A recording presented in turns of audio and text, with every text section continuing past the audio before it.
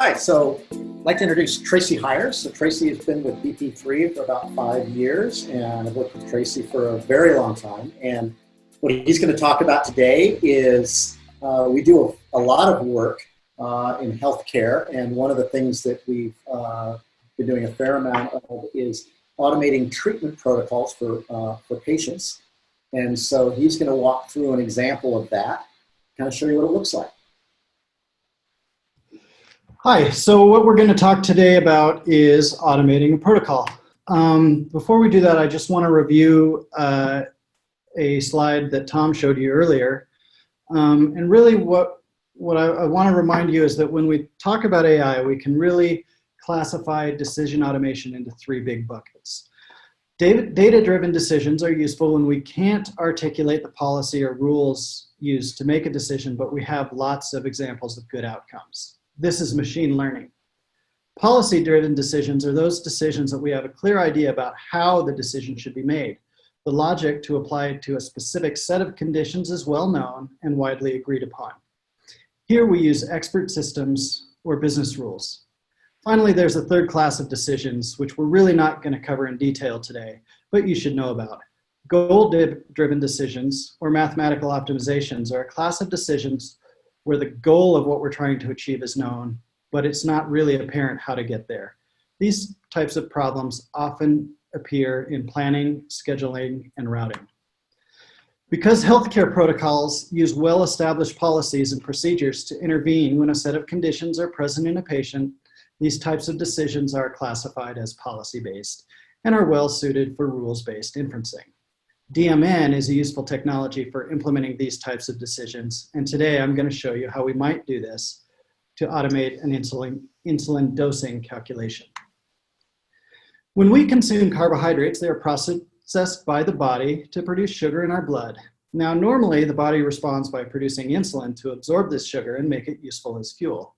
But people living with diabetes do not have the ability to produce enough insulin to absorb all of it. The solution is to inject insulin into the bloodstream when we consume carbohydrates so that the necessary insulin is present when sugar enters the blood. Now, according to the CDC, more than 1.5 million Americans today are living with type 1 diabetes, so there's pretty good chance that you know someone who is dependent on daily insulin injections. Within the last decade, several products have come on the market that make it easier for folks with type 1 diabetes to manage these injections. But for many of these products to work, they've got to be able to accurately calculate how much insulin a patient needs at a given point in time.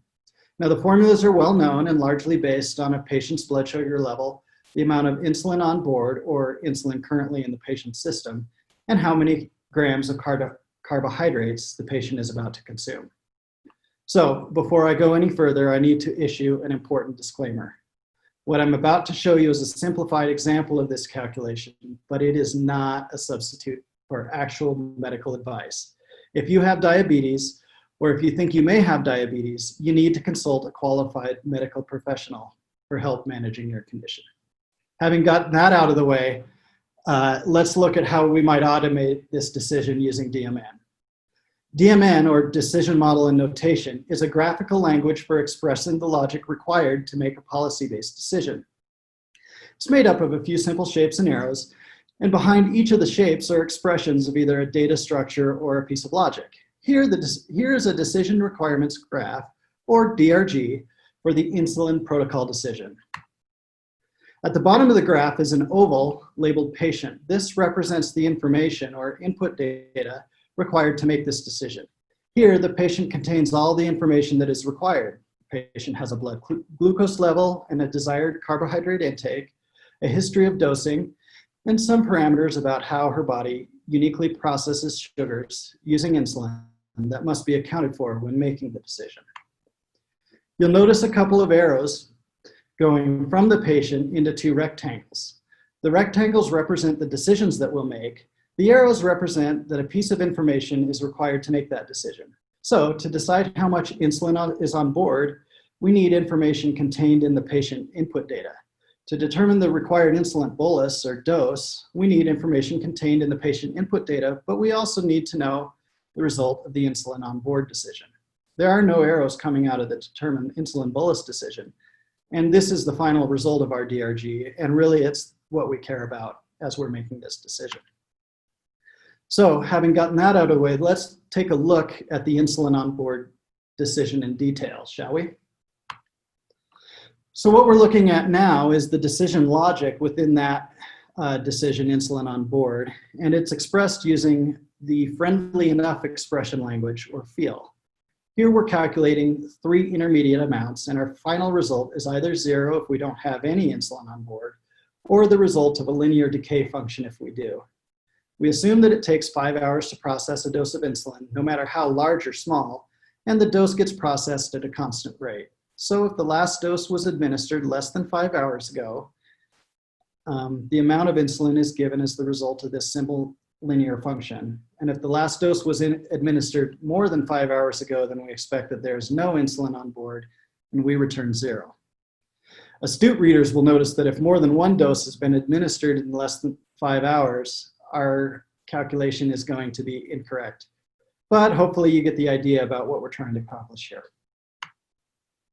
All right, so now we're returning to our DRG. We've calculated the insulin on board. We have that patient data, and so now we're ready to recommend an insulin bolus. Let's take a look at that. So the first thing we do here is calculate how much insulin we require to process the sugar currently in our bloodstream, plus the sugar we're about to consume. We'll store that in a calculation I'm calling required insulin. I pulled this formula for this calculation off Wikipedia, so that means that it's 100% accurate. Once I know how much insulin I require, all I have left to do is subtract out the insulin on board. This was the result of the last decision we made, and this is the leftover insulin from the prior doses. And what we're left with is how much insulin is required to dose right now.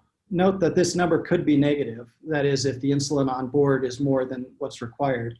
And if it were negative, that would indicate that the patient is likely to become hypoglycemic, in the near future, unless they take some course of action by really ingesting some kind of carbohydrate. That could be a sugar pill, it could be a piece of bread, whatever.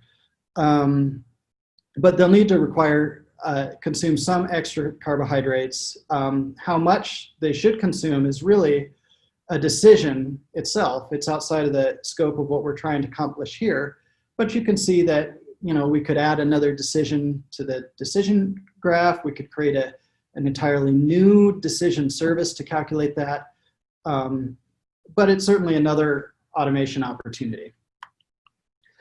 So what you've seen is that insulin dosing is a fairly simple protocol with very few inputs and only a few calculations to make.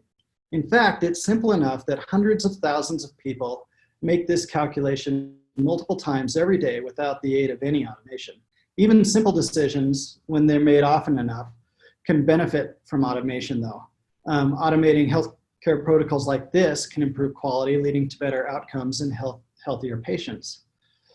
For enterprises not focused on healthcare, automating repetitive decisions leads to increased consistency, improves transparency for the stakeholders of that decision or the outcomes from that decision, and in the end, frees people up to do more important value-adding work.